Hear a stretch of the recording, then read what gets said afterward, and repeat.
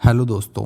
1819 में गुंजोलस नाम का एक लड़का कॉलेज में पढ़ता था। उसे अपने कॉलेज के एजुकेशन सिस्टम में कई फॉल्ट्स नजर आते थे। उसे विश्वास था कि अगर वह कॉलेज का हेड बन जाए तो वह इन फॉल्ट्स को, इन कमियों को दूर कर सकता है। उसने अपने मन में यह ठान लिया कि वह एक नया कॉलेज बनाएगा जिसमें वह अपने आइडियाज़ को इम्प्लीमेंट करेगा और एजुकेशन के ट्रेडिशनल तरीके से हटकर कुछ नया ट्राई करेगा। उसे अपने इस प्रोजेक्ट के लिए 10 करोड़ रुपयों की ज़रूरत थी। वह इतनी बड़ी रकम कहाँ से जुटा पाएगा? यही सवाल उस एम्बिशियस आदमी के मन में हर समय उठता रहता था। बट वो अपने इस गोल के डायरेक्शन में कुछ ग्रो नहीं कर पा रहा था। हर रात वो अपने बिस्तर पर यही सोचते हुए सोता था और हर सुबह यही सोचते हुए वो नींद से जाग जाता था। वो जहाँ भी जाता ये विचार उसके साथ साथ जाता। वो ऐसे लगातार अपने दिमाग में बिठाता रहा जब तक कि यह विचार एक बर्निंग डिज़ायर में नहीं बदल गया। गुंजोलस एक फिलोसोफर होने की वजह से यह बात अच्छे से समझते थे कि जो जीवन में सफल होने वाला हर इंसान समझता है कि टारगेट या गोल फिक्स कर लेना ही वो स्टार्टिंग पॉइंट है जहां से इंसान को शुरुआत करनी चाहिए। वो ये भी अच्छे से जानते थे कि एक टारगेट बना लेने के बाद ही इंसान की नई ज़िंदगी की शुरुआत होती है, खासकर तब जब वह इस टारगेट को अचीव करने की मन में एक धड़कती हुई डिज़ायर पैदा कर ले। वो इन सारे यूनिवर्सल रियलिटीज़ को जानते थे, बट वो ये नहीं जानते थे कि उनके पास 10 करोड़ कहाँ से आएंगे।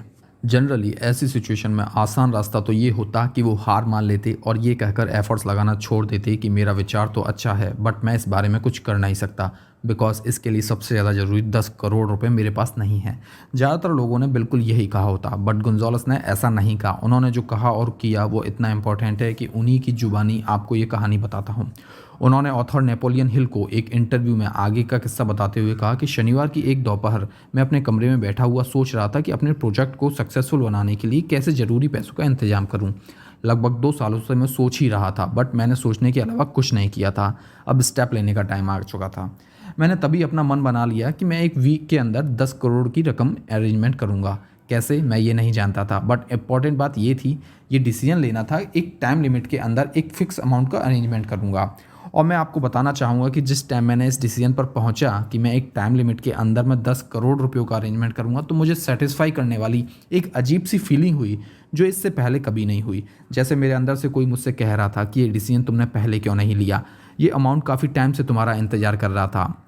सब कुछ काफ़ी फास्ट हुआ। मैंने अखबार वालों को बुलाया और एक अनाउंस करवा दिया कि अगली सुबह मैं एक लेक्चर दूंगा जिसका टाइटल होगा, अगर मेरे पास 10 करोड़ रुपए हों तो मैं क्या करूंगा। जी हाँ, यही मेरी वीडियो का भी टाइटल है। तो मैं तुरंत लेक्चर तैयार करने में लग गया और ये काम मेरे लिए मुश्किल नहीं था क्योंकि मैं इस लेक्चर को लगभग 2 साल से तैयार कर रहा था। आधी रात से काफ़ी पहले मैंने लेक्चर लिखना कंप्लीट कर दिया। मैंने अपने बेड पर गया और एक कॉन्फिडेंस की फीलिंग के साथ सोया, जैसे कि वो 10 करोड़ रुपए मेरे पास मौजूद हों। अगली सुबह मैं जल्दी उठा, रेडी हुआ, लेक्चर को पढ़ा और भगवान से प्रे करता हुए उनसे पूछा कि क्या मेरे लेक्चर किसी ऐसे आदमी को अट्रैक्ट कर सकता है जो मुझे इतने पैसे दे दे। जब मैं प्रे कर रहा था तो मुझे एक बार फिर ऐसी फीलिंग हुई कि वो पैसे मेरे पास आने वाला है। मैं इतना एक्साइटेड था कि मैं तैयार किया वो लेक्चर ले जाना ही भूल गया और ये बात मुझे जब तक पता नहीं चली जब तक मैं स्टेज पर खड़ा होकर शुरू करने के लिए तैयार नहीं हो गया। अब अपने नोट्स लाने का वक्त नहीं था और उन्हें घर पर भूल जाना मेरे लिए वरदान साबित हुआ। नोट्स के बजाय मेरे सबकॉन्शियस माइंड ने मुझे मेरी ज़रूरत का सारा सामान प्रोवाइड किया। जब मैंने बोलना स्टार्ट किया तो मैंने अपनी आंखें बंद कर ली और अपने सपनों के बारे में बिल्कुल दिल से बोलता गया। मैंने ना सिर्फ ऑडियंस से बात की, मुझे लगता है उस दिन मैंने भगवान से भी बात की। मैंने बताया कि अगर ये पैसे मेरे हाथ में रख दिए जाए तो मैं इन 10 करोड़ रुपए का क्या कर सकता हूँ। मैंने अपनी प्लानिंग को डिटेल्स में बताया जो मेरे दिमाग थी। मैंने उन्हें बताया कि मैं एक ग्रेट एजुकेशनल इंस्टीट्यूट बनाने जा रहा हूँ। जब मैंने लेक्चर ख़त्म कर लिया और मैं बैठ गया तो पीछे की थर्ड रो में से एक आदमी धीरे से अपनी चेयर से उठा और मेरी तरफ आगे बढ़ा। मैं हैरान था कि वह क्या करने के लिए मेरे पास आ रहा है। वह स्टेज पर आया, उसने अपना हाथ बढ़ाया और कहा कि मुझे आपका लेक्चर पसंद आया। मुझे भरोसा है कि आपने जो कहा वह सचमुच आप कर सकते हैं, बशर्ते आपके पास 10 करोड़ रुपए हों। और यह सिद्ध करने के लिए कि मुझे आप में और आपके लेक्चर में पूरा भरोसा है, मैं आपको वो 10 करोड़ रुपए दे सकता हूँ अगर आप कल सुबह मेरे ऑफिस में आ जाएं। मेरा नाम फिलिप डी आर्मर है। अगली ही सुबह गुंजोलस मिस्टर आर्मर के ऑफिस गए और वहाँ वो हुआ जिसका उन्हें पूरा यकीन था। उन्हें 10 करोड़ रुपए मिल गए। उस पैसों से उन्होंने आर्मर इंस्टीट्यूट ऑफ टेक्नोलॉजी की शुरुआत की, जिसे अब इलिनॉय इंस्टीट्यूट ऑफ टेक्नोलॉजी के नाम से भी जाना जाता है। यह 10 करोड़ रुपए उनके पास एक थॉट के रिजल्ट के रूप में आए। इस थॉट के पीछे एक डिज़ायर थी जिसे गुंजोलस अपने दिमाग में लगभग 2 सालों से पाल रहे थे। इस इंपॉर्टेंट फैक्ट पर ध्यान दीजिए, जब वो अपने दिमाग में इस डिसीजन पर पहुंच गए और उन्हें हासिल करने की एक प्लान पर काम करने का फैसला किया तो उसके 36 घंटे बाद ही उन्हें वह पैसा मिल गया।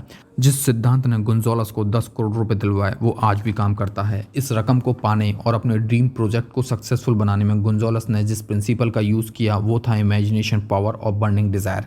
एक टारगेट फिक्स कर लेने के बाद एक प्लान बनाकर स्ट्रॉन्ग डिज़ायर के साथ उस पर काम करना और अपना इमेजिनेशन से ये बिलीव करना कि आप इसमें सफल हो रहे हैं। जब तक इस काम में सफल नहीं हो गए, गुंजौलस रुके नहीं। यह प्रिंसिपल आपके लिए भी काम कर सकता है। यह यूनिवर्सल रूल आपके लिए भी उतने ही काम का है जितना गुंजौलस के लिए काम का था। बशर्ते है आपकी डिज़ायर भी उतनी ही स्ट्रांग होनी चाहिए जितनी गुंजौलस की थी।